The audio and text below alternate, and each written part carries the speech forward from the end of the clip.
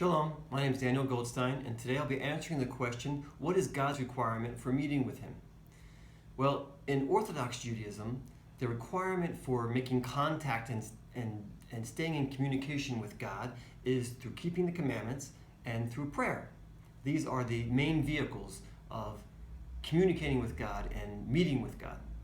However, on the other side, those who believe in Yeshua, Messianic Jews and Christians, there is the belief that there must be a sacrifice, a blood sacrifice, which atones for sin in order to meet with God.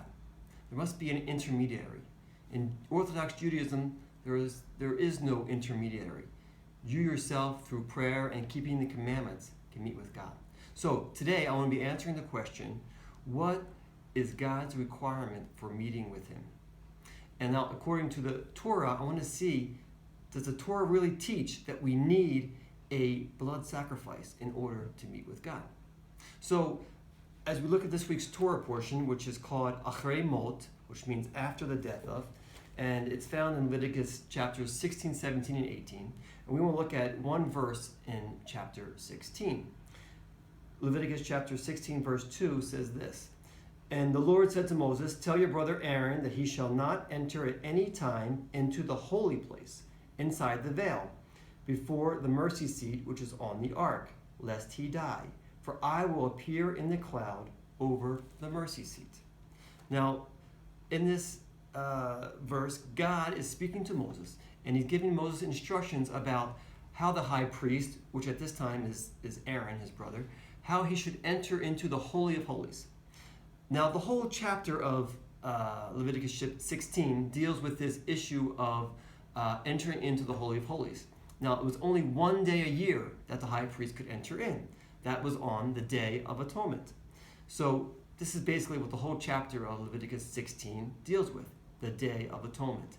So God says on this day only can he enter, and then God prescribes exactly how he is to enter, and that is through two sacrifices. One sacrifice for himself, the priest, a bull that is sacrificed, as well as a goat which is sacrificed for the nation of Israel. Now these sacrifices, the blood of these sacrifices, would atone for the sins of the priest and of the nation of Israel. All the sins of the people were atoned through these sacrifices. That's what the Day of Atonement was all about. Now God instructed that the high priest was to bring the blood, both the blood of the bull and the goat, into the Holy of Holies, along with fire and incense, and that he was to sprinkle this blood before the mercy seat. Now, we call this the mercy seat, but it's actually called the kaporet in Hebrew, which is actually like the atoning cover.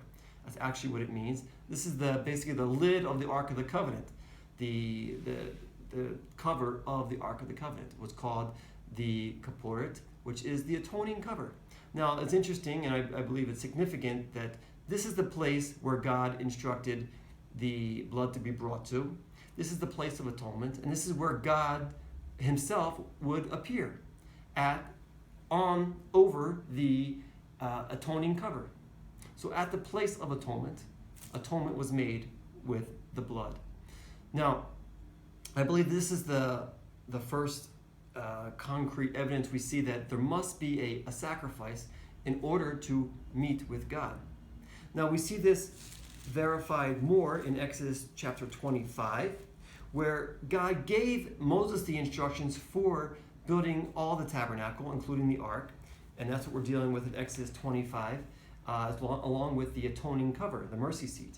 So I'm reading Exodus chapter 25, verses 21 and 22. And the Lord said, "And you shall put the mercy seat on top of the ark, and in the ark you shall put the testimony which I shall give to you. And there I will meet with you from above the mercy seat.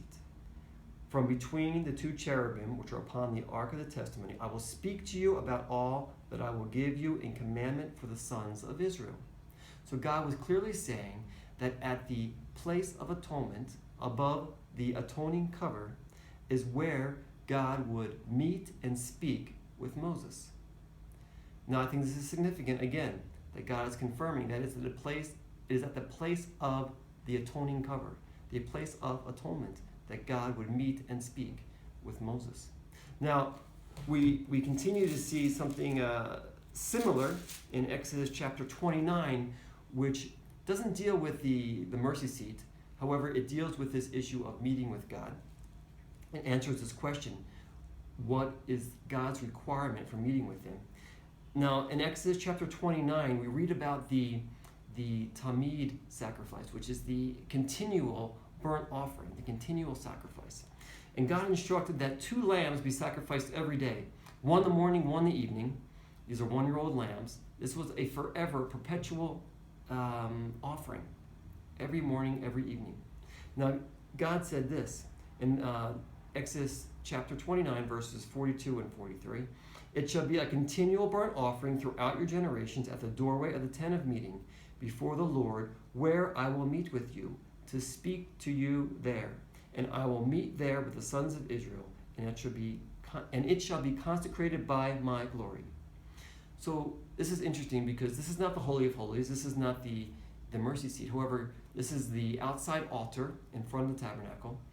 And God was saying that at this place where there is continual sacrifice, morning and evening, I will meet with you there and I will speak to you there.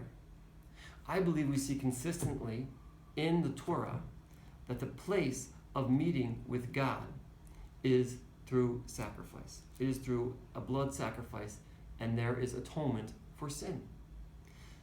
God requires a sacrifice. I believe this is consistent throughout the scriptures. In the New Testament, we have that fulfillment through Yeshua. And it's not some kind of new religion that was made up. Jews often claim that Christians started this whole new religion and they have to have a sacrifice. It's based on the Torah. And more than that, in Jeremiah chapter 31, it speaks specifically about the Brit Chadashah, the new covenant that God will make with his people. And within this covenant, that God will provide forgiveness of sins, complete forgiveness of sins, and he will remember them no more. And I believe in the same way that God commanded there be atonement, there be a sacrifice with atonement for sin in Leviticus chapter 16, I believe there has to be a sacrifice for atonement as well in the new covenant. So consistently we see that God demands a sacrifice in order to meet with him. I've given you a brief commentary overview of my commentary. To read my full commentary on this week's Torah portion, I invite you to go to my website, jewelsofjudaism.com, under the title, The Place of Atonement. Thank you so much for watching. If you've enjoyed this video, please like it on YouTube. Please feel free to share it with others via social media. And Shabbat Shalom.